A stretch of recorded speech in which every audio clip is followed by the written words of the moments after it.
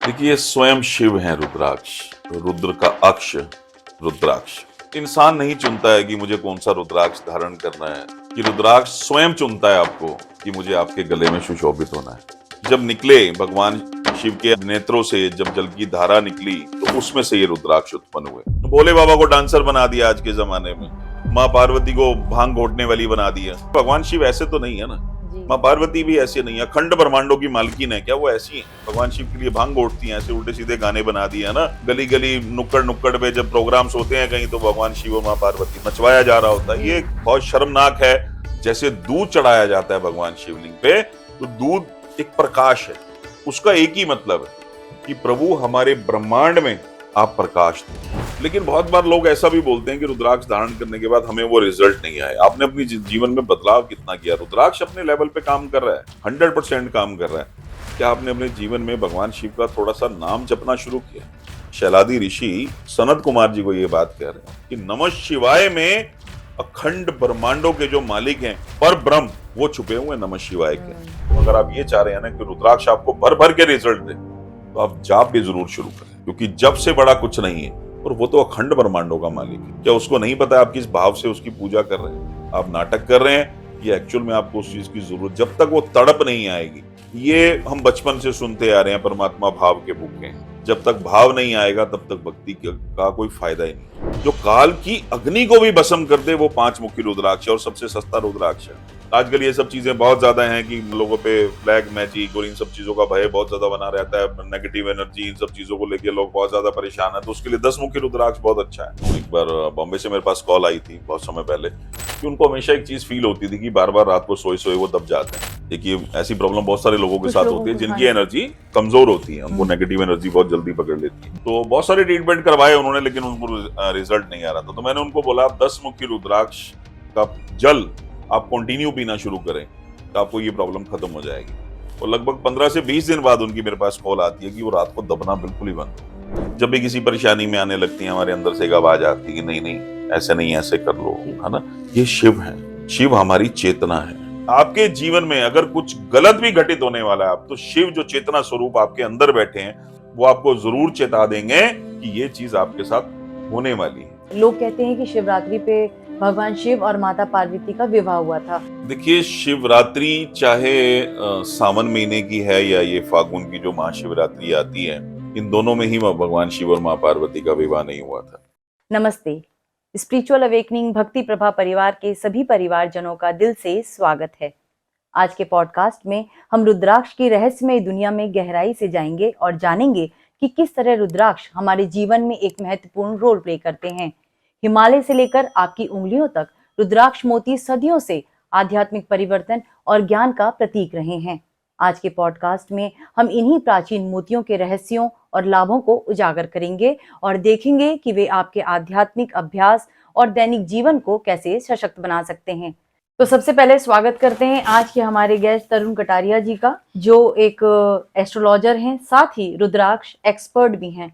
तरुण जी, सबसे पहले मैं आपका स्वागत करती हूँ बहुत बहुत हमारे चैनल पर। हर हर महादेव। हर हर महादेव। बहुत खुशी हुई कि आप भी महादेव के भक्त हैं। तरुण जी, आज के इस सिलसिले को शुरू करने से पहले मेरा ध्यान बार बार आपकी इस रुद्राक्ष की माला की ओर जा रहा है, और कहते भी हैं कि जिनको भगवान शिव बहुत प्रेम करते हैं, रुद्राक्ष उन्हें अपने आप ही प्रिय हो जाता है। तो सबसे पहले मैं जानना चाहूंगी, रुद्राक्ष की क्या अहमियत है आपके जीवन में? देखिए, स्वयं शिव हैं रुद्राक्ष जी। रुद्र का अक्ष रुद्राक्ष। रुद्राक्ष इंसान नहीं चुनता है कि मुझे कौन सा रुद्राक्ष धारण करना है। मैं ऐसा मानता हूं इतने सालों में कि रुद्राक्ष स्वयं चुनता है आपको कि मुझे आपके गले में सुशोभित होना है।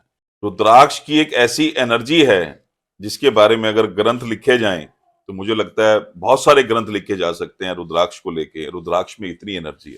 जी। स्वयं में शिव है रुद्राक्ष, क्योंकि रुद्र के अक्ष भगवान शिव के आंसू जब निकले, भगवान शिव के नेत्रों से जब जल की धारा निकली, तो उसमें से ये रुद्राक्ष उत्पन्न हुए। तो इसी में मैं आपसे एक चीज और पूछना चाहूंगी। मैंने सुना है पंचमुखी रुद्राक्ष, 9 मुखी, 3 मुखी, अलग अलग इनके मुखी बोलते हैं। उसका क्या मतलब होता है? मुखी से क्या मतलब है? देखिए, रुद्राक्ष के ऊपर लाइनें होती हैं जिसको मुख कहा जाता है, और ये चीज मैं ऐसे समझाना चाहूंगा कि जैसे एक मुखी रुद्राक्ष है तो उसमें कंपार्टमेंट भी एक ही होगा, दो मुखी रुद्राक्ष है तो उसमें कंपार्टमेंट दो होंगे।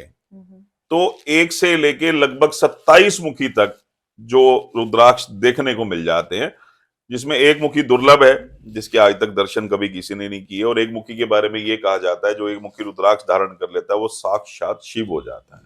तो वो मिलते कहाँ है एक मुखी रुद्राक्ष? वो मिलता ही नहीं है। जो नेपाल का एक मुखी रुद्राक्ष है, भगवान शिव के जो आंसू गिरे थे, भगवान शिव के जो नेत्रों से जल की धारा के जो बूंदे गिरी थी, वो गिरी थी नेपाल के खांडबाड़ी में। ठीक है, वहां पे कुछ ही एरिया है जहां के रुद्राक्ष बहुत अच्छे हैं, खांडबाड़ी, डिंगला, तराई वैली, भोजपुर, यहाँ के रुद्राक्ष बहुत अच्छे हैं क्वालिटी वाइज। अब उसमें क्वालिटी को अगर हम यूं बयां करें कि क्वालिटी क्या, क्वालिटी दाना भारी हो। भगवान शिव महापुराण में ये बात कह रहे हैं कि मुख बिल्कुल साफ होने चाहिए, चमकदार दाना होना चाहिए, आंवले के आकार का होना चाहिए। तो जब हम लोगों ने उसको कंपेयर किया तो वो रुद्राक्ष कंपेयर होता है नेपाल के दानों से।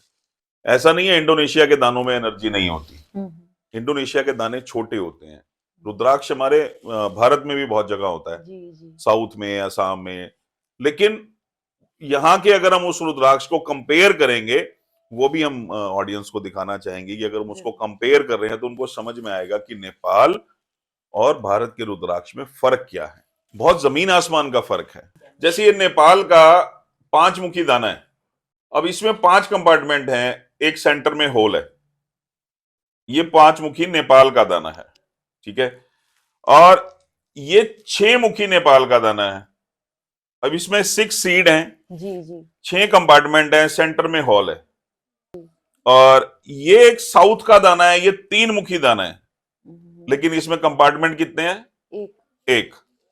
तो ये बहुत अंतर रहता है जब हम रुद्राक्ष को देखते हैं। इसी तरह से अब ये देखिए, जैसे अब हमारा ये हरिद्वार साइड में ये दाना होता है, ये आम आपको बहुत जगह गूगल पे भी और बहुत सारी वेबसाइट्स पे देखने को मिल जाएगा। ये अब 2 मुखी दाना है, ठीक है, लेकिन इसके अंदर कुछ है ही नहीं,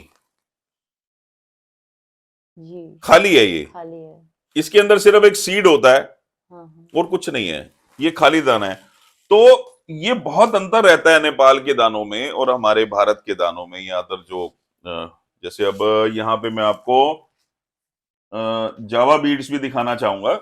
एक्चुअली जो जावा के बीड्स है इंडोनेशिया, ये छोटे होते हैं, ठीक है, लेकिन अगर ईमानदारी से कहा जाए, इसको प्रमोट नहीं किया गया वैसे, बट अब जो हमने इसके रिजल्ट देखे हैं, इसके देखिए ये 9 मुखी है, तो इसमें 9 कंपार्टमेंट है, 9 सीड्स हैं। जी।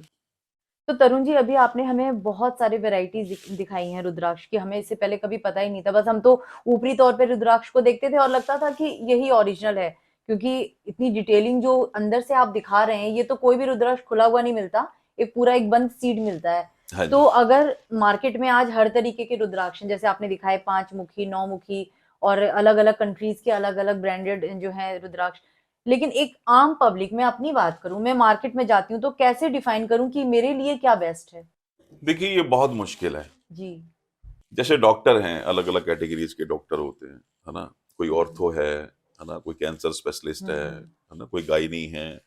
तो ऐसी हर पर्सन एक अपनी जो फील्ड है उसमें वो परफेक्ट है। तो ऐसे ही रुद्राक्ष का एक फील्ड है। जी। रुद्राक्ष को समझना पड़ता है कि रुद्राक्ष के बारे में अगर हम बात करें कि वो सिर्फ ये रुद्राक्ष देखे और देख के समझ जाए कि हाँ ये ओरिजिनल है या नहीं है, तो ये पॉसिबल नहीं है। जी। ये चीज पॉसिबल ही नहीं है। लेकिन हाँ, चूज करने की जो बात है, वहां मैं ये कहूंगा कि भगवान शिव की तरफ से एक इंट्यूशन जरूर उस इंसान के अंदर जाती है जिसको वो चाहते हैं कि रुद्राक्ष धारण करे, क्योंकि ऐसा कोई दुनिया का दुख नहीं है, कोई कष्ट नहीं है, कोई रोग नहीं है, कोई परेशानी नहीं है जिसको खत्म करने की ताकत, जिसको खत्म करने की शक्ति रुद्राक्ष में नहीं है। अच्छा, हाँ, यानी बड़ी से बड़ी बीमारियां भी रुद्राक्ष के धारण करने से ठीक हो जाती हैं? देखिए, बनारस यूनिवर्सिटी में रिसर्च हुई जहां पे ये पाया गया कि रुद्राक्ष में फाइटोकेमिकल होता है। ओके। और ये वो फाइटोकेमिकल है जो कैंसर ट्रीटमेंट में जब कीमोथेरेपी होती है उसमें जो केमिकल यूज होता है वो फाइटोकेमिकल होता है। ओके। और डॉक्टर डेविड डब्ल्यू ली ने इंटरनेशनल यूनिवर्सिटी फ्लोरिडा में जब रिसर्च की, तो उसमें जब उन्होंने पाया, तो इसमें एंटीबैक्टीरियल गुण बहुत कुछ पाया उन्होंने कि ये स्ट्रेस खत्म करता है, एंजाइटी खत्म करता है, दिल के रोग के लिए रुद्राक्ष बहुत अच्छा है, बीपी के लिए रुद्राक्ष बहुत अच्छा है, एंटीबैक्टीरियल गुण है इसके अंदर, डाइइलेक्ट्रिक गुण है इसके अंदर। तो रुद्राक्ष को लेके बहुत रिसर्च हुई। इवन आज चाइना जो मेडिसिन बना रहा है आयुर्वेद में, तो वो रुद्राक्ष का बहुत अच्छा यूज कर रहा है।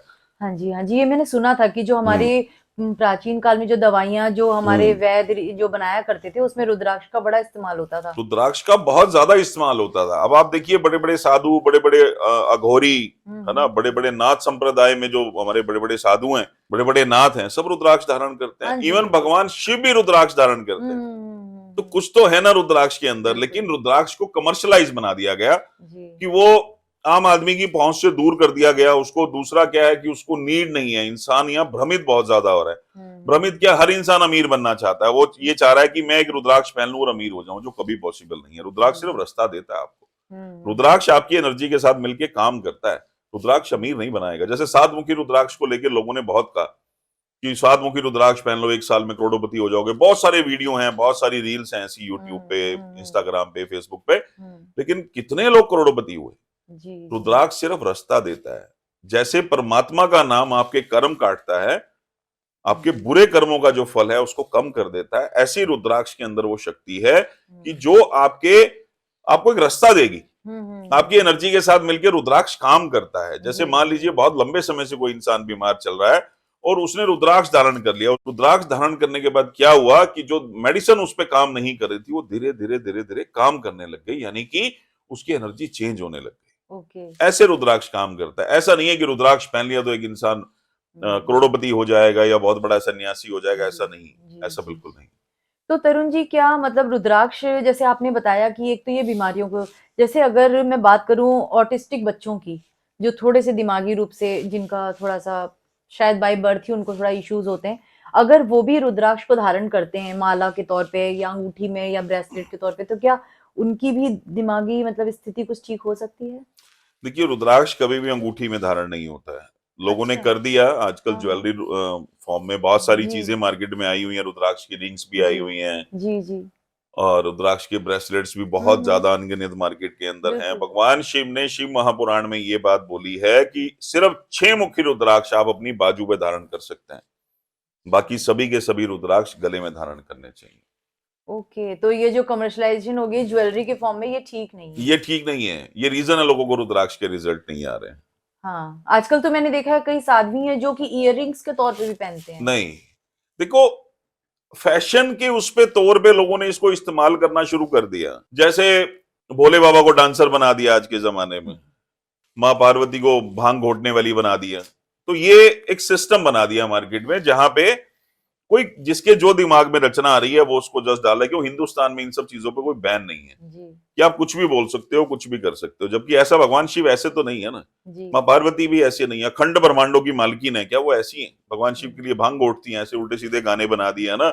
गली गली नुक्कड़ नुक्कड़ पे जब प्रोग्राम्स होते हैं कहीं, तो भगवान शिव और माँ पार्वती ना वो नचवाया जा रहा होता है। ये बहुत शर्मनाक है सनातनियों के लिए, लेकिन वहां लोग उसको समझना नहीं चाह रहे, एंटरटेनमेंट के उस पर यूज कर रहे हैं कि भगवान शिव ऐसा करते थे। ऐसा नहीं। तो ऐसे ही रुद्राक्ष को लेके लोगों को बहुत जो है ना भ्रमित कर दिया गया। कहीं ना कहीं लोगों के माइंड में ये चीज है कि मैं ब्रेसलेट पहन लूंगा तो ऐसा हो जाएगा, ये हो जाएगा। ब्रेसलेट नहीं पहनना चाहिए। सिर्फ देखिए, यहाँ ये जहां मैंने ये माला पहनी हुई है, इस तो यहां तक ही रुद्राक्ष को धारण करना चाहिए, कारण शिव हमारी चेतना है। रुद्राक्ष हमें शिव की चेतना से जोड़ता है। जब भी हम कभी किसी मुसीबत में होने लगते हैं, हमारा मन बुझ जाता है ना। जब भी किसी परेशानी में आने लगती है, हमारे अंदर से एक आवाज आती है कि नहीं नहीं, ऐसे नहीं, ऐसे कर लो, है ना। ये शिव है। शिव हमारी चेतना है। तो चेतना के पास यहीं तक ही, हार्ट चक्रा तक ही रुद्राक्ष को धारण करना चाहिए। इससे हमारी चेतना और ज्यादा जागृत होती है। अभी आपने तरुण जी कुछ थोड़ी देर पहले ही आपने बताया था कि माँ पार्वती को भांग घोटने वाली दिखाया है, शिव जी को। अभी क्योंकि शिवरात्रि बिल्कुल पास में ही है, तो मैं शिवरात्रि से रिलेटेड क्योंकि आपसे क्वेश्चन करना चाहूंगी। मैं ऐसा देखती हूँ कि भगवान शिव जो एक आदिनाथ हैं, जिन्होंने सिर्फ तपस्या के अलावा अपने जीवन में कुछ भी नहीं किया, उन्हें दिखाया जाता है कि वो नशा कर रहे हैं, वो सिगरेट, पता नहीं क्या, सिगार या समथिंग कुछ पीता हुआ उनके फोटोज देखे हैं मैंने, और धतूरा भांग खाते हुए। आपको सच में लगता है कि एक योगी जो सिर्फ और सिर्फ ब्रह्मांड के साथ जुड़ा हुआ है, वो ये सब भांग धतूरे का सेवन कर सकता है? देखिए, दिमागी रचना है ये इंसान की। क्योंकि शुरू से ये चीज चली आ रही है। जी। ठीक है। अब जैसे इस बात को बहुत डिटेल में अगर मैं बताऊं, ऐसा कुछ भी नहीं है। भगवान शिव चिलम का स्वरूप दिखाया गया कि भगवान शिव चिलम पी रहे जी, हैं, जी, है ना, जी। और उल्टे सीधे गाने बन गए इस तरह से। ऐसा बिल्कुल भी नहीं है। ना भगवान शिव चिलम पीते हैं, ना भांग पीते हैं, ना धतूरा पीते हैं। हुआ क्या असल में, मैं आपको चीज बताता हूँ। भांग धतूरा क्या, भांग धतूरा जो भगवान शिव पे चढ़ाया जाता है ना, तो उसका एक मतलब है। बड़े बड़े हमारे जो ऋषि जंगलों में रह के जब साधना करते थे ना, तो जो भगवान शिव की पूजा करते तो वहां पे वो जो भी चीज उनको मिली वो भगवान शिव को अर्पित कर देते थे। क्योंकि उन महात्माओं को, उन ऋषियों को, उन तपस्वियों को इस बात का पता था कि हर चीज में शिव है। ठीक है। वहां से ये चीज चलना स्टार्ट हो गई। लेकिन जो धतूरे और भांग का असली मतलब है ना, जो भगवान शिव पे चढ़ाया जाता है, उसका मतलब ये है कि प्रभु हमें आप आध्यात्मिक नशा दो। जैसे दूध चढ़ाया जाता है भगवान शिवलिंग पे, तो दूध एक प्रकाश है, सफेद रंग होता है उसका। दूध एक प्रकाश है। उसका एक ही मतलब है कि प्रभु हमारे ब्रह्मांड में आप प्रकाश दो। और इसको ना एक अलग ही मतलब सिस्टम बना दिया मार्केट में कि जैसे आपका मन करता है आप उसको वैसे ही करे जा रहे हो। भगवान शिव को लेके, भगवान राम को लेके, चाहे भगवान कृष्ण को लेके, है ना, कि बाहर का कोई कह रहा है तो चलो बात समझ में आती है, लेकिन हमारे अपने ही सनातनी इन सब चीजों को कहने में लगे हैं तो वो बड़ी शर्मनाक वो सब चीजें हो जाती है। ना भगवान शिव भांग पीते थे, ना धतूरा पीते थे, ना चिलम पीते थे। ऐसा कुछ भी नहीं है। जी। ठीक है। हाँ, उनकी पूजा में ये चीजें इस्तेमाल होती हैं। हमने पढ़ा है पुराणों में नहीं, कुछ किताबों में ऐसा पढ़ा है कि समुद्र मंथन के समय, सावन के महीने में जब समुद्र मंथन हुआ था, तो जब भगवान शिव ने विष का पान किया था, हलाहल विष का जो पान किया था सृष्टि की रक्षा करने के लिए, जी। तो उस विष का जो प्रभाव था वो इतना भयंकर था, इतना भयंकर था कि उसकी एक बूंद भी अगर उस धरती पे गिर जाती तो संपूर्ण धरती का विनाश हो जाता। तो उसके लिए भगवान शिव ने जब वो उस विष का पान किया, तो वो विष का प्रभाव इतना गर्म था, इतना ज्यादा गर्म था, तो उस समय कुछ किताबों में ऐसा पढ़ने को मिलता है कि उनको भांग पिलाई गई थी। भांग ठंडी होती है। ओके। दूध ओके। से उनका स्नान करवाया गया था। कपिला जो गाय थी उसके दूध हम्म। से उनको स्नान करवाया गया था कि उस विष के प्रभाव को थोड़ा सा कम करने कम के किया लिए। जाए। ऐसा है। ऐसा नहीं है कि भगवान शिव 24 घंटे भांग पीते रहते हैं, उल्टे सीधे लोगों ने गाने बना दिए, ऐसा नहीं है। तरुण जी, कहा जाता है कि रुद्राक्ष जो है हमारे कर्मों के प्रभाव को भी कम कर देते हैं, साथ ही जो हमारी डिवाइन के साथ कनेक्शन अच्छी हो जाती है और हमारी स्पिरिचुअल जो ग्रोथ है वो पाथ बहुत स्मूथ हो जाता है। इसमें कितनी सच्चाई है? इसमें 100% सच्चाई है।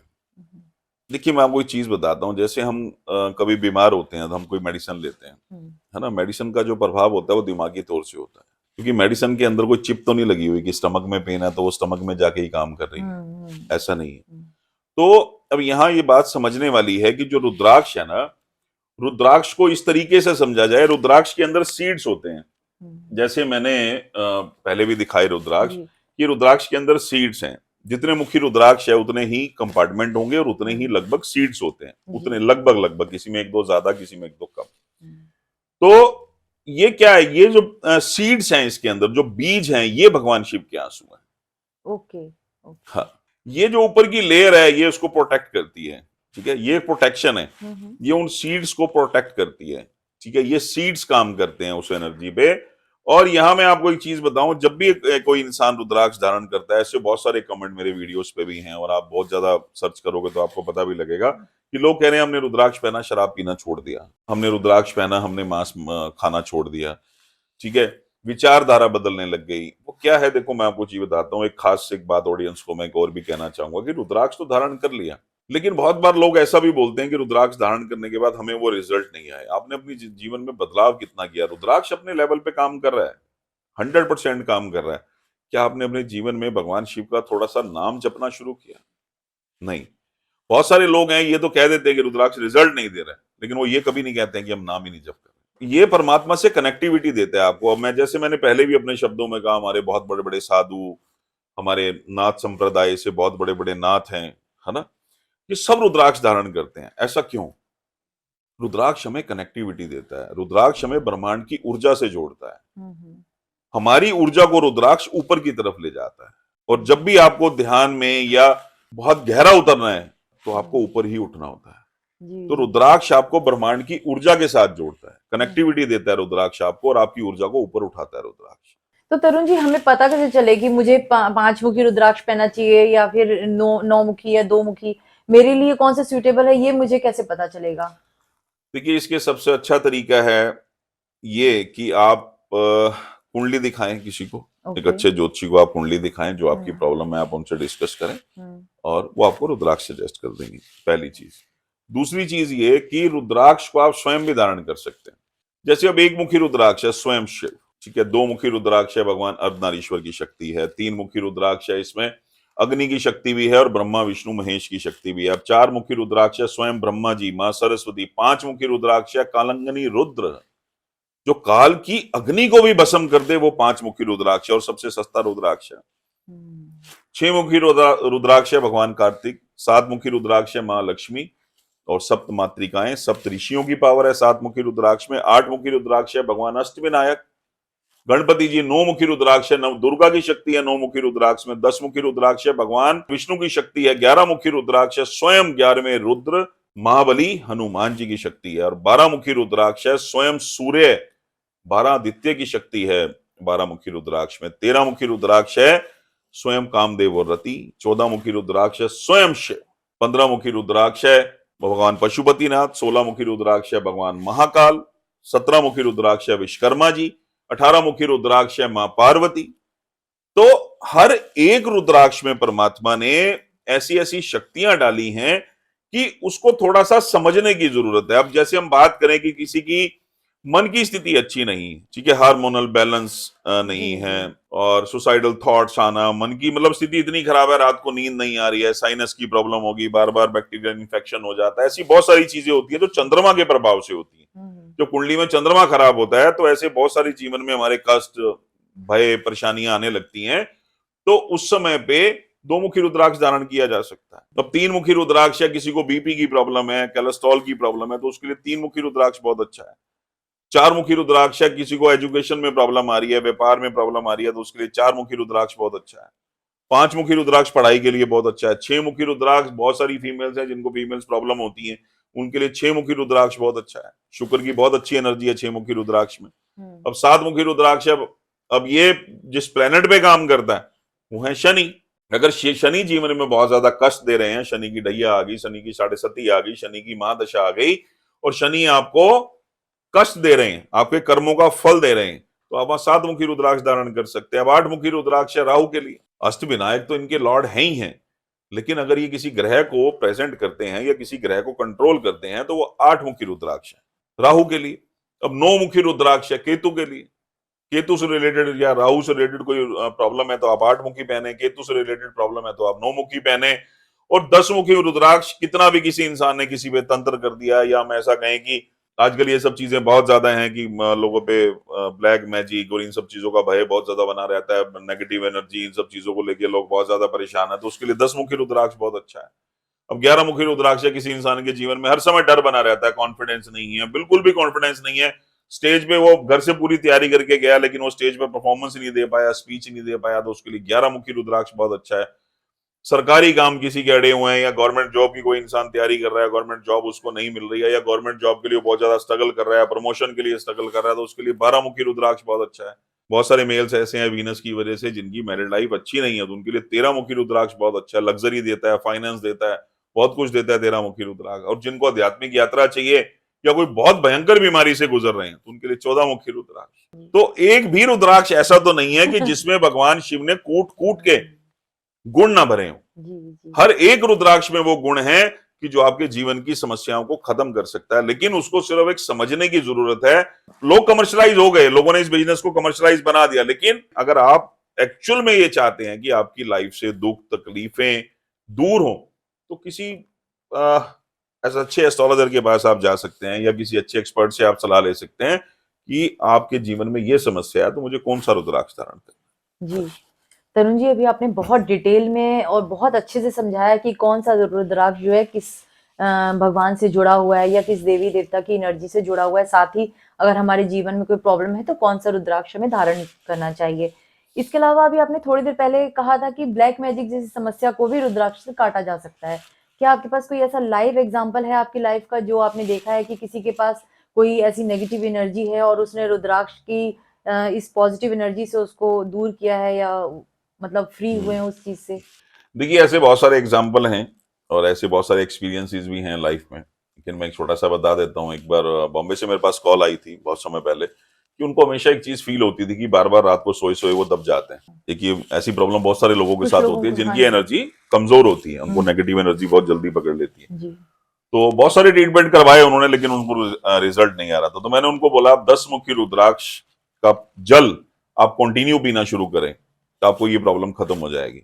और लगभग 15 से 20 दिन बाद उनकी मेरे पास कॉल आती है कि वो रात को दबना बिल्कुल ही बंद हो गया और सुबह जब मैं उठता हूँ तो बिल्कुल रिलैक्स उठता हूँ। ऐसे बहुत सारे एग्जाम्पल है। हम्म। देखिए, आप मेरी बात पे यकीन करें या ना करें, हम्म। मैं एक साधारण इंसान हूं, कोई फर्क नहीं पड़ता अगर मेरी कोई बात पे यकीन नहीं कर रहा है तो। लेकिन आप शिव महापुराण पढ़ें, स्कंद पुराण पढ़ें, श्रीमद देवी भागवत पुराण पढ़ें, पद्म पुराण पढ़ें, निर्णय सिंधु पढ़ें, शिव रहस्य पढ़ें, आपको रुद्राक्ष के ऐसे ऐसे जिक्र मिलेंगे वहां पे कि आप हैरान हो जाएंगे कि भगवान शिव ने लिखा तो बहुत थोड़े शब्दों में है वहां पे, लेकिन वो इतना, उस शब्दों को जब खोला जाए ना तो उसमें से जो ज्ञान का भंडार निकल के आता है तो वो हैरान कर देता है कि रुद्राक्ष में इतने गुण हैं। लेकिन अब जैसे मार्केट में बहुत सारे कॉम्बिनेशंस बना दिए गए, जैसे सरस्वती यंत्र है, व्यापार यंत्र है, ये वो ऐसी बहुत सारी चीजें बना दी गई, जबकि इन सब चीजों के बाद पीछे अगर देखा जाए तो एग्जैक्टली कोई लॉजिक नहीं। वो लॉजिक क्या नहीं है कि अपने मतलब 10 रुद्राक्ष इकट्ठे बेचने हैं तो उसके पीछे उन्होंने वो बहुत सारी चीजें बना दी, ये यंत्र पहन लो, ये ऐसा हो जाएगा, ये वैसा हो जाएगा। ऐसा कुछ नहीं होता। आप एक रुद्राक्ष धारण कर लें, आपके लिए संपूर्ण है। आप ये सोच के धारण करें कि मैं भगवान शिव के नेत्रों को धारण कर रहा हूँ। तो भगवान शिव के जब नेत्रों को आप धारण करेंगे तो आप सोच के देखिए उसमें एनर्जी कितनी। बिल्कुल बिल्कुल।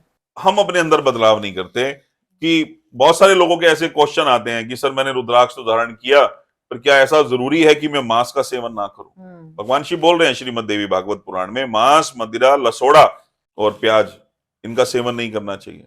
लेकिन हम नहीं बोलते हैं लहसुन प्याज के लिए, ये कॉमन चीज है, हर घर में इस्तेमाल होती है, तो इसको लोग नहीं छोड़ पाएंगे। लेकिन हम जब रुद्राक्ष किसी को धारण करवा रहे हैं, या लोग अपने एक्सपीरियंस भी ये कमेंट्स में शेयर कर सकते हैं कि जब रुद्राक्ष धारण किया, बहुत सारे लोग ऐसे जिनका लहसुन प्याज खाने का मन नहीं करता। मना क्यों नहीं करते हैं? मना ना करने का सिर्फ एक ही कारण है। बहुत सारे लोगों ने मुझे ये बात बोली कि आप लहसुन प्याज पे कभी नहीं बोलते। उसका सिर्फ एक ही कारण है कि मैं हर इंसान को परमात्मा शिव की एनर्जी से जोड़ना चाह रहा हूँ। आगे शिव जाने और उसके कर्म, उस इंसान के कर्म की उसने रुद्राक्ष धारण किया, उसके अंदर कितना बदलाव आएगा। लेकिन मैं ये जरूर कहना चाहूंगा, अगर आप ये चाह रहे हैं ना कि रुद्राक्ष आपको भर भर के रिजल्ट दे, तो आप जाप भी जरूर शुरू करें, क्योंकि जप से बड़ा कुछ नहीं है। परमात्मा को पाने के लिए सबसे सरल मार्ग है जप। बड़े बड़े ऋषि कर रहे हैं, हमें उनसे सीखना चाहिए। हम किसको देख के सीखते हैं? हम अपने बड़ों को देख के सीखते हैं कि हमारे बड़े क्या कर रहे हैं, और हमारे बड़ों ने तो पता नहीं क्या क्या किया, उनके बराबर तो हम 1% भी नहीं कर रहे हैं। तो वहां पे हमें जप जरूर करना चाहिए, नाम जरूर सिमरना चाहिए। इससे रुद्राक्ष के प्रभाव बहुत ज्यादा बढ़ जाते हैं। जी। तो तरुण जी, जैसे अभी आपने बताया कि हम सबको रुद्राक्ष तो धारण करना ही चाहिए, अगर हमें अपनी उन्नति चाहिए तो रुद्राक्ष धारण करें, क्योंकि ये भगवान शिव का आशीर्वाद है। तो इसके पीछे क्या कोई रिचुअल्स होती है? अगर इसको धारण करने से पहले कुछ रिचुअल्स होती हैं, कोई ट्रेडिशन होता है, या बस लें और ऐसी पहन लें? देखिए, भगवान शिव ने अलग अलग मंत्र वैसे तो बताए हैं, शिव महापुराण में भी, हर पुराण में बताया जहां भी रुद्राक्ष का जिक्र है। पर यहाँ फिर मैं एक पब्लिक का ही क्वेश्चन ले रहा हूं कि उसमें रहता क्या है। जितने भी कॉल्स आते हैं ना, उसमें 90% कॉल्स ये होते हैं कि सर आप सिद्ध करके भेजोगे ना, हमें तो कुछ नहीं करना पड़ेगा। इंसान भागना चाहता है उस चीज से, वो सिर्फ फल लेना चाहता है कि मुझे ये फल मिल जाए। ना तो वो पेड़ लगाना चाहता है, ना उस पेड़, अगर पेड़ लगा भी दिया तो उसको पानी नहीं देना चाहता है। मैं यूं कह सकता हूँ कि उसके माइंड में सिर्फ एक ही चीज है कि मैं रुद्राक्ष धारण कर लूं और मेरी सारी समस्याएं खत्म हो जाए। ऐसा नहीं होता है। हमारे यहाँ से तो जो हमारा कर्म है वो तो हम करके बेचते ही बेचते हैं। लेकिन मैं आम पब्लिक के लिए ये बात कहना चाहूंगा कि जब भी आप रुद्राक्ष धारण करें, आप भगवान शिव के मंदिर जाएं, शिवलिंग पे रुद्राक्ष को रखें, पंचामृत से कम पंचामृत से भगवान शिव का अभिषेक करें। 2, 3, 4, 5 माला जितना कर सकते हैं नमः शिवाय का आप जाप करें, और फिर भगवान शिव से प्रार्थना करें कि मैं इस निमित्त ये रुद्राक्ष, आपके जो आपका बनाया हुआ रुद्राक्ष है, मैं ये धारण कर रहा हूं, तो आप मुझ पे ऐसी कृपा बनाएं। तो ऐसा पॉसिबल ही नहीं है कि भगवान शिव की कृपा नहीं होगी। उनसे मांग के तो देखो ना, कि हम तो ये कह रहे हैं कि हम सिर्फ एक रुद्राक्ष धारण कर ले, ये तो वो बात होगी कि भगवान शिव की बहुत बड़ी सुंदर मूर्ति हम घर ले आए, लेकिन हमने कभी उनकी जोत बत्ती नहीं की, कभी हमने कुछ नहीं किया। तो इसका मतलब सीधा सीधा ये हो गया कि रुद्राक्ष सारा कुछ करेगा। जो मूर्ति हम घर में लाया ना एक पत्थर की, वो सब कुछ करेगी, हम कुछ ना करें। जी। तो पॉसिबल नहीं है कि वो कृपा और वो हम्म। जो भक्ति है या जो एक आशीर्वाद है परमात्मा का, वो आपको मिलेगा, नहीं मिल सकता। जी। तो तरुण जी, इसी से रिलेटेड एक और क्वेश्चन है मेरा। मान लीजिए अभी आपने बताया कि रुद्राक्ष हम जब धारण करते हैं तो हमें मांस मदिरा इन सब का को अपने से दूर रखना है, अदरवाइज उसकी जो एनर्जी हम पर पूरी तरीके से इफेक्ट नहीं डालेगी। वहीं अगर हम बात करें लेडीज की, तो जो मंथली उनकी मेंस्ट्रुअल साइकिल्स होती हैं, क्या उस टाइम पे हमें रुद्राक्ष उतार देना चाहिए प्योरिटी के को देखते हुए? नहीं, मैं अपने हर वीडियो में ये बात बोलता हूँ, हर इंटरव्यू में ये बात बोलता हूँ, ऐसा भगवान शिव ने कहीं भी नहीं लिखा है। अगर वो लहसुन प्याज के बारे में लिख सकते हैं, मांस मदिरा के बारे में लिख सकते हैं, तो भगवान शिव अपने पुराण में ये बात भी लिख सकते थे कि जब औरत उस दौर से गुजरेगी तो उसको रुद्राक्ष नहीं धारण करना चाहिए। भगवान शिव ने अपने हर पुराण में, अपने हर शब्दों में ये बात बोली, स्त्री, पुरुष, बच्चे, सभी को रुद्राक्ष धारण करना चाहिए। जिसका भी मनुष्य योनि में जन्म हुआ है उसको रुद्राक्ष जरूर धारण करना चाहिए। 24 घंटे रुद्राक्ष धारण करके रखना चाहिए, ऐसा पुराणों में लिखा है। तो उसमें स्त्री भी आती है, जी। ब्राह्मण, क्षत्रिय, वैश्य, शूद्र, सबको रुद्राक्ष धारण करके रखना चाहिए, 24 घंटे धारण करके रखना चाहिए, ऐसा भगवान शिव शिव महापुराण में बोल रहे हैं। अब 24 घंटे का मतलब हर इंसान को समझ जाना चाहिए। भगवान शिव ये कह रहे हैं कि आप हृदय चक्र के पास उसको हमेशा धारण करके रखें, ताकि आप उस चेतना से, उस शिव से आप हमेशा जुड़े रहें। उससे होगा क्या कि आपके जीवन में अगर कुछ गलत भी घटित होने वाला है आपके जीवन में, तो शिव जो चेतना स्वरूप आपके अंदर बैठे हैं वो आपको जरूर चेता देंगे, यानी आपको इंट्यूशन दे देंगे कि ये चीज आपके साथ होने वाली है। तो उससे क्या होगा, आपकी जो चेतना और बढ़ती चली जाएगी, आपकी जो इंट्यूशन पावर है वो और ज्यादा बढ़ती चली जाएगी। तो रुद्राक्ष आपको ऐसे प्रोटेक्ट भी करेगा। रुद्राक्ष की जो एनर्जी काम कर रही है वो तो कर रही है, लेकिन जो आपकी चेतना और ज्यादा जागृत हो रही है वो आपकी पल पल आपके जीवन में आपकी मदद करेगी। तरुण जी, अगर हम बात करें रुद्राक्ष की, तो हम जितने भी धार्मिक स्थानों पर जाते हैं, मंदिरों पे या किसी तीर्थ स्थल पर जाते हैं, तो हमें जो उनके आसपास की जो शॉप्स होती हैं, वहां रुद्राक्ष बिकते हुए बहुत कॉमनली दिख जाते हैं। अब मैंने एक चीज और देखी, रिसेंटली मैं कहीं घूमने गई थी हरिद्वार के आसपास। वहां पे मैंने पहली बार देखा कि एक व्यक्ति ने एक फल लिया, उसे काटा, उसके अंदर से रुद्राक्ष जैसा एक बीज निकला। उसने कहा ये ओरिजिनल रुद्राक्ष है, देख लीजिए फल के अंदर से निकला है, हमने नहीं डाला इसके अंदर। और वाकई वो एक फल था। क्या सच में इस तरीके से ही रुद्राक्ष निकलते हैं फल के अंदर से? देखिए, रुद्राक्ष का फल ही होता है, रुद्राक्ष एक फ्रूट है, हम्म। ठीक है, ये गुठली है जैसे मैंने बताया। हम्म। इस पे क्या होता है, जैसे हम रुद्राक्ष की बात कर रहे हैं, वो होता क्या है, देखिए जो उनके पास होते हैं वो ज्यादा से ज्यादा आपको 3 मुखी, 4 मुखी, 5 मुखी, 6 मुखी तक रुद्राक्ष मिलेंगे, जिनकी कीमत बहुत ज्यादा नहीं है। ठीक है, मैं ये नहीं कहूंगा वो रुद्राक्ष डुप्लीकेट होते हैं, लेकिन उनकी कीमत बहुत ज्यादा नहीं होती। ठीक है, अब जैसे मान लीजिए अभी ये रुद्राक्ष है, अब ये 12 मुखी रुद्राक्ष ओके। है ना, इसकी एक ठीक ठाक सी कीमत है। हम्म। तो ये रुद्राक्ष नहीं मिलेंगे आपको उस फल में। मतलब 3, 4, 5, 6 मुखी तक रुद्राक्ष, 7 मुखी भी बड़ा रेयर होता है कि उनके पास वो चीज होती है। तो ऐसा नहीं मैं कहूंगा कि वो डुप्लीकेट होते हैं, बट वो उसमें इंडियन दाने भी होते हैं।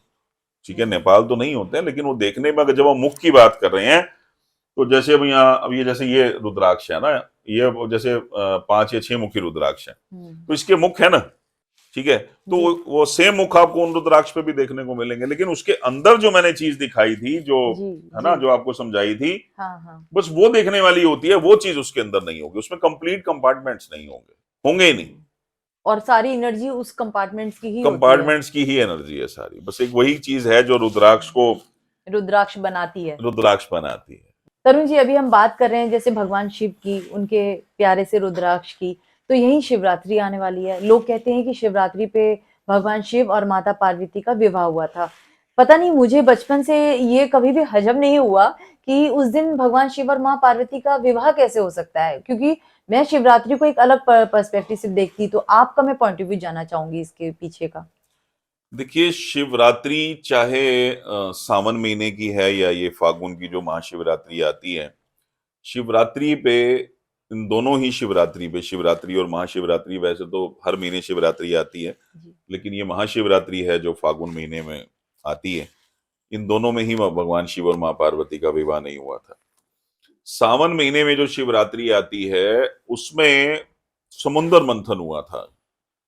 जो मैंने पहले भी अपने शब्दों में ये बात कही कि भगवान शिव ने जब हलाहल विष पिया था तो उस समय जो कपिला गायें के दूध से भगवान शिव को स्नान करवाया गया था, और सावन के महीने में ही भगवान शिव पहली बार अपने ससुराल आए थे। ओके। तो इसलिए ये चीज वहां इस तरह से जोड़ी गई कि भगवान शिव और मां पार्वती का विवाह हुआ था, जबकि भगवान शिव और मां पार्वती का विवाह नहीं हुआ था। भगवान शिव क्या, पार्वती क्या, भगवान शिव और मां सती का विवाह भी नहीं हुआ था। तो जो पहला अभिषेक सावन महीने में किया गया था, उसके बाद से भगवान शिव पे दूध और जल चढ़ने लगा। शिव महापुराण में रुद्र संहिता के सती खंड में 18, 19 और 20 चैत्र शुक्ल पक्ष त्रयोदशी को रविवार को पूर्वा फाल्गुनी नक्षत्र में शिव और मां सती का विवाह हुआ था पहला।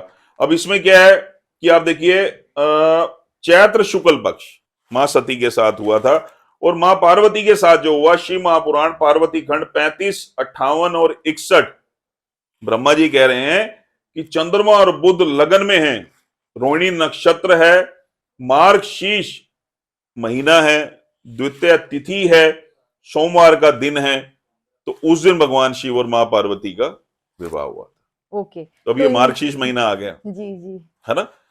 और जो अब ये महाशिवरात्रि है, इसमें क्या हुआ था, भगवान शिव मां पार्वती के साथ संयुक्त रूप में शिवलिंग रूप में प्रकट हुए थे।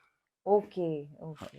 और भगवान विष्णु और ब्रह्मा जी ने इनका अभिषेक किया था। तो ये है महाशिवरात्रि का महत्व कि भगवान शिव मां पार्वती संग संयुक्त रूप में, शून्य रूप में प्रकट हुए थे। प्राकट्य दिवस भी हम कह सकते हैं। बहुत सारी स्त्रियां ऐसी हैं जिनका विवाह नहीं हो रहा है आजकल, तो उनको क्या करना चाहिए, आम के रस से भगवान शिव का अभिषेक करना चाहिए, दूध में केसर डालकर भगवान शिव का अभिषेक करना चाहिए, और पार्वती मंगल स्तोत्र का पाठ करना चाहिए उन स्त्रियों को जिनका विवाह नहीं हो रहा है। बहुत अद्भुत प्रभाव है इसके। बहुत सारे लोग ऐसे हैं जिनको जॉब नहीं मिल रही है, बहुत ज्यादा परेशान हैं जॉब को लेके, बहुत सारे इंटरव्यूज दे चुके हैं, उनको एक साबुत अनार भगवान शिव को अर्पित करना चाहिए। और बहुत सारे लोग ऐसे हैं जिनकी प्रमोशन नहीं हो रही है, जॉब तो है लेकिन उनकी प्रमोशन नहीं हो रही है, उनको अनार के रस से भगवान शिव का अभिषेक करना चाहिए। अब चंद्रमा की स्थिति जिनकी भी कुंडली में खराब है ना, उनको चावल जरूर अर्पित करने चाहिए भगवान शिव को, और साबुत चावल, क्योंकि जब चावल का आप आकार देखेंगे ना, वो चंद्रमा जैसा ही होता है। जी जी जी, है ना, हमारे ऋषि मुनियों ने चावल को चंद्रमा माना है। तो अब ऐसे ही जैसे हम दूध अर्पित करते हैं, इसके लिए भी मैंने अपने शब्दों में बताया कि हमारे ब्रह्मांड में आप उस प्रकाश को उत्पन्न करें, उस सफेद प्रकाश को उत्पन्न करें, तो उसके लिए हम दूध चढ़ाते हैं। अब जिनका चंद्रमा अच्छा नहीं है, उनको भी दूध से भगवान शिव का अभिषेक करना चाहिए। और जिनकी भी कुंडली में मान लीजिए राहु बहुत ज्यादा प्रॉब्लम दे रहा है, राहु की वजह से बहुत ज्यादा उथल पुथल है जीवन में, उनको चंदन, सफेद चंदन का तिलक भगवान शिव को जरूर लगाना चाहिए। और बहुत सारे लोग ऐसे हैं जिनके सिर पे कर्जा है या बैंक लॉन्स है, किसी भी कारण हुए, है ना, बैंक करप्ट हो गए, बहुत सारी चीजें हैं, उनको शहद से भगवान शिव का अभिषेक करना चाहिए। और बहुत सारे लोग ऐसे हैं जो संतान के लिए बहुत परेशान हैं, उनको घी से, अगर गाय का देसी घी मिल जाए तो बहुत अच्छी बात है, तो गाय के देसी घी से ऐसे लोगों को भगवान शिव का अभिषेक करना चाहिए।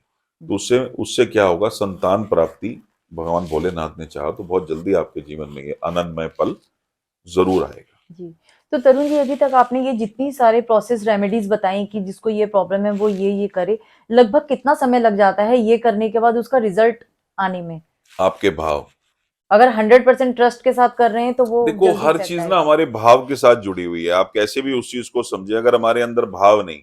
अब आपको एक बहुत छोटी सी बात बताता हूँ, एक बात को समझिएगा कि परमात्मा ने जब एक स्त्री के गर्भ से एक संतान को उत्पन्न किया इस दुनिया में, इस संसार में एक नया जीवन आया, एक स्त्री के गर्भ से आता, एक माँ का बच्चे के साथ कनेक्शन, ये मैं दुनियादारी की बात कर रहा हूँ, उसकी बात तो बहुत बाद में करेंगे। जी जी, कि जब बच्चा रोने का नाटक कर रहा होता है तब माँ के स्तन से दूध नहीं गिरता है, लेकिन जब बच्चा एक्चुअल में रोता है और उसको भूख लगती है तो माँ के स्तनों से दूध अपने आप गिरने लग जाता है। ये तो है दुनियावी बात, संसार की बात कर रहा हूं कि ये एक बहुत प्यारा सा कनेक्शन परमात्मा ने बना के भेजा। आप ये सोच के देखें कि परमात्मा को ये पता था वो बच्चा बोल नहीं सकता है, तो उसने एक ऐसा कनेक्शन जोड़ के भेजा कि माँ को पता लग जाता है मेरे बच्चे को भूख लगी है, और वो तो अखंड ब्रह्मांडों का मालिक है।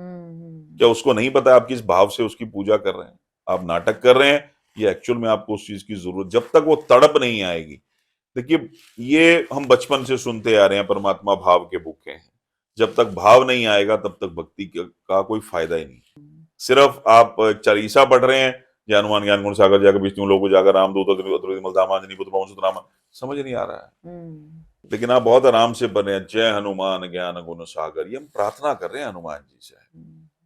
जय कपीस तिहु लोक उजागर रामदूत अतुलित बल धामा अंजनी पुत्र पवन सुत नामा, ये हम उनको पुकार रहे हैं। जैसे जामवंत जी ने कहा था कि आप रघुवर के काम करने के लिए आए हो, तो एकदम से हनुमान जी में वो सारी शक्तियां जागृत हो गई थी। ऐसे ही जब परमात्मा से आप कुछ मांगने जा रहे हो तो एटलीस्ट एक पात्र बनो। आप 5, 7, 10 मिनट भगवान शिव के पास बैठे तो बड़े आराम आराम से, बहुत हल्की हल्की धार के साथ आप भगवान शिव का नाम जपते हुए नमः शिवाय नमः शिवाय नमः शिवाय, आप इसको भाव से जप के देखिए, नशा हो जाता है। शैलादी ऋषि सनत कुमार जी को ये बात कह रहे हैं कि नमः शिवाय में अखंड ब्रह्मांडों के जो मालिक हैं, पर ब्रह्म, वो छुपे हुए नमः शिवाय के अंदर। कि जैसे एक बड़ का पेड़ का जो अस्तित्व है वो एक छोटे से बीज में होता है। एक छोटा सा बीज जब धरती में गिरता है तो उसको बड़ का पेड़ बना देता है। ऐसे ही नमः शिवाय है, उस छोटे से जो नमः शिवाय पंचाक्षर मंत्र के अंदर जो पर ब्रह्म छुपे हुए हैं, है ना। जब आप इसका कंटिन्यू जप करोगे ना, तो आप सोच के देखिए कि आपकी शाखाएं कहां कहां तक जाएंगी, क्या क्या, मानती हूँ, है ना। तो वो चीज है कि आपके भाव कैसे। जब एक इंसान के भाव नहीं है, बहुत सारे लोग इस बात को बोलते हैं ना आज के जमाने में कि बहुत साल हो गए हनुमान चालीसा पढ़ते हुए, हमारे तो कोई कष्ट खत्म हुए नहीं। बहुत साल हो गए सुंदरकांड पढ़ते हुए, हमारे तो कोई कष्ट खत्म हुए नहीं। कैसे पॉसिबल है? हनुमान जी की, राम जी की लीला का वर्णन है सुंदरकांड के अंदर, तो ये कैसे पॉसिबल है कि कष्ट खत्म नहीं हो गया? हम उसको पढ़ कैसे रहे? भगवान शिव का तीसरा नेत्र जो है ये शून्य है। ये बार बार जो हम इस स्वरूप को देखते हैं और हम इस बात को समझते हैं कि ये क्या, बार बार हम जानना चाहते हैं कि तीसरा नेत्र खुलेगा तो संहार हो जाएगा, हाँ, संपूर्ण सब विनाश हो जाएगा। नहीं, भगवान शिव यहाँ ये समझाना चाह रहे हैं। अब आप एक चीज देखिए कि भगवान शिव हमेशा ध्यान में डूबे हुए आपको दिखेंगे। तो यहाँ पे क्या है, भगवान शिव किस चीज का संहार करने के लिए बार बार वो चीज हमें दिखाई जा रही है या समझाई जा रही है? भगवान शिव ये कह रहे हैं कि ध्यान में उतरो। जब ध्यान में उतरोगे तो विनाश हो जाएगा। जब वो तीसरा नेत्र खुलेगा, विनाश क्या, काम, क्रोध, लोभ, मोह, माया, सबका नाश हो जाएगा। क्यों? आपकी जो यात्रा है, आपका जो एनर्जी का लेवल है ना, वो ऊपर उठने लगेगा। और जब आप ब्रह्मांड की तरफ बढ़ने लगोगे तो वहां जाके आपको ये सब चीजें नजर आएंगी, ये तो सब शून्य है, ये कुछ है ही नहीं हमारे लिए, है ना। तो भगवान शिव हमें ये जताना चाह रहे हैं, ये समझाना चाह रहे हैं। ठीक है, बड़े बड़े हमारे ऋषि मुनियों ने कहा कि आप ध्यान में उतरो। भक्ति जब आप कर रहे हो ना, तो भक्ति निश्चल होनी चाहिए कि जहां कोई मांग नहीं है। छोड़ दो उस परमात्मा पे, और उसने जो आपके लिए चुना है वो यकीनन वो बहुत सुंदर चुना है। जैसे एक माँ खुद मैला कपड़ा पहन लेती है, अपने बच्चे को नहीं पहनने देती, है ना। बासी रोटी माँ या हमारे जो पिता हैं वो खा लेते हैं, बच्चों को कभी बासी नहीं खिलाते हैं। बिल्कुल। तो आप ये सोच के चलिए, ये धरती के हमारे माता पिता हैं और वो परम पिता हैं, जगत जननी है। तो कैसे आपके दुख को नहीं समझेंगी या कैसे उस चीज को नहीं समझेंगे आपको जरूरत किस चीज की। और जिस दिन भक्ति समझ में आती है ना, भक्ति जैसा रस, भक्ति जैसा नशा किसी चीज में है ही नहीं। और जब भक्ति नशा बनने लगती है ना, तब आप शून्य में उतरने लगते हो। तब धीरे धीरे फिर आपकी भावनाएं खत्म हो जाती है कि नहीं प्रभु कुछ नहीं चाहिए।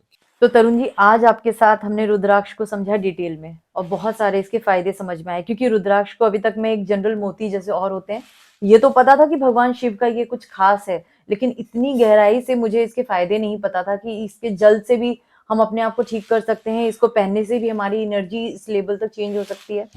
तो व्यूअर्स, अगर आपको भी लगता है कि रुद्राक्ष आपके जीवन में परिवर्तन ला सकता है, या आप भी रुद्राक्ष को ट्राई करना चाहते हैं, तो सबसे पहले इस चीज का ध्यान रखें कि ओरिजिनल और डुप्लीकेट का फर्क आपको पता होना चाहिए। जैसे मुझे नहीं पता था, आज मुझे सामने ये रुद्राक्ष रखे हैं तो बहुत सारी चीजें क्लियर हुई। अगर आप भी रुद्राक्ष को और अच्छे से समझना चाहते हैं गहराई से, तो आप तरुण जी से कॉन्टैक्ट कर सकते हैं। उनकी डिटेल्स मैं अपने डिस्क्रिप्शन बॉक्स में शेयर कर रही हूँ, तो आप डायरेक्ट इनसे जुड़ सकते हैं। तो तरुण जी, मैं आपका बहुत बहुत धन्यवाद करती हूँ आज हमें इतना समय देने के लिए और इतनी वैल्यूएबल नॉलेज हमारे साथ शेयर करने के लिए। ये सब महादेव की कृपा है, ये बिल्कुल। ज्ञान भी उन्हीं का है, ये पुराण भी उन्हीं के हैं, ये रुद्राक्ष भी उन्हीं के हैं, ये चर्चा भी उन्हीं की है। कृपा ही सिर्फ महादेव की है। हर हर हर हर महादेव। महादेव, हर हर